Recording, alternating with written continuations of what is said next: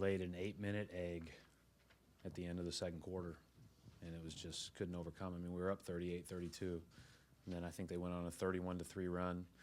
Offense was bad, defense was bad, everything was poor, but that's what it boiled down to. I mean, it was an 8-minute, we laid an 8-minute egg, is the way I look at it.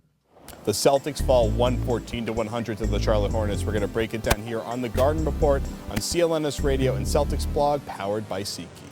Yes, I'm the boss.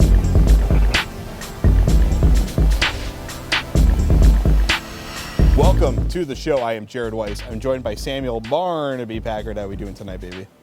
Not well. That was an ugly game to watch. That was just not fun, just as a general fan of basketball. So the Celtics lost by 14, but they were down by way more than that. I mean, They were down 28 at one point. I mean, they made a nice comeback in the fourth quarter. They actually won the fourth quarter, 28-20, but it was pretty horrific for most of the game. And you got to give Jeremy Lin all the credit. It might be the scariest hair you'll ever see in your life, and that the game is the scariest game you're ever going to see in your life too.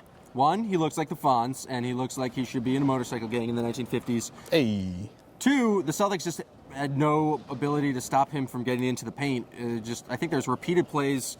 He was right here on the left block and just drove right into the paint, and it was like just bucket after bucket. He had 19 points in the second quarter when the Hornets went on their crazy run. And you think the Celtics with Avery Bradley, Marcus Smart, would have an ability to stop guards on the perimeter, especially backup guards, someone coming off the bench, and they just couldn't do it tonight. Avery Bradley was kind of disappointed, I think, after that one. But what was amazing was Jeremy Lin got to the line 10 times to hit all 10 free throws. They couldn't get him to stop from driving really down the middle a lot of the time. It would be really, he just kind of had like a one-on-one matchup over the top. He would be able to drive right through, get to the line. I mean, he did everything that you've seen Jeremy do when he's at the top of his game. He's obviously having a good season, but the Celtics defense was not only porous on the outside, but they were so sluggish rotating on the perimeter. And that's not something rotating down low. It's not something you expect to see from the Celtics as kind of the effort categories. They just didn't have it tonight, especially in that second quarter. They were late to rotate. They're just kind of lazy. And on both ends of the floor, there's a number of turnovers where they just kind of drove into the paint and threw it up because who knows? That's what you do in the paint. And they led to easy baskets in transition for the Hornets.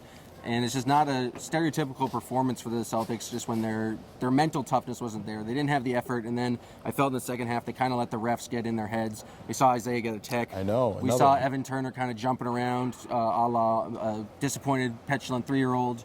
But just slightly younger than his usual petulantness. Exactly. When it's fun, everyone's laughing, everyone's having a good time, but then when things don't go his way, it's not as fun for everyone else.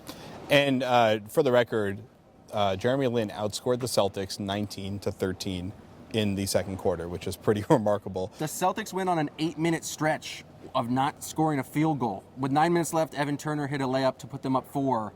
And then for 8 minutes, they didn't hit another shot except for 1 or 2 free throws. That's just, you can't win NBA games like that. As Brad Stevens said, they laid an 8-minute egg. And that is not a good way to open up your post-game press conference, especially with only one game left in the season. You're fighting for positioning, and they seem to care about the 3 seed, but they didn't show it tonight. Obviously, there's a lot more at play, but they are kind of in trouble if they are going up against Charlotte again next week or even this weekend, which is a very possible matchup now. And they're showing that Charlotte can outshoot them and outrun them, and they're a team that's supposed to be the running team. Yeah.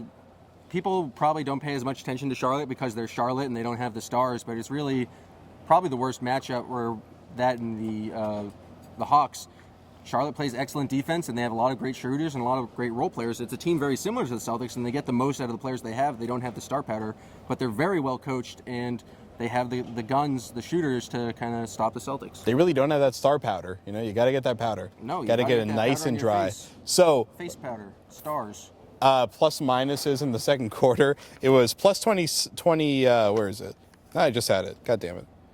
It's right there. There it is. Plus 26. I was looking at the wrong side. Plus 26 for Jeremy Lin in 12 minutes. But Nick Batum, only 7.5 minutes, also a plus 26, despite pretty much not scoring, not really racking up any numbers. It's amazing the presence of Nick Batum. Just hanging out on the court, just doing Nick Batum things. Being French. He actually rolled his ankle and did not play for most of the second half, and I think that's why the Celtics were able to cut it to 15. Oh, they got it close. They're a good team, aren't they? They would have been really, really screwed if Nick Batum kept playing. And at the start of this year, actually, on an early podcast, I had one of the other WEI producers on who's a big Hornets fan. He told me that I was severely underrating Nick Batum, and boy, was he right. Nick Batum is an excellent player, and he's going to be a free agent at the end of next year. I wouldn't be surprised if the Celtics, if they strike out on the kind of the top tiers, go after Batum. I also wouldn't be surprised if the Hornets do everything they can to bring him back to Charlotte. Well, the one time a WEI producer was right about something. Let's end it here. Let's go to the SeatGeek rebate. $20 off with the code CelticsBeat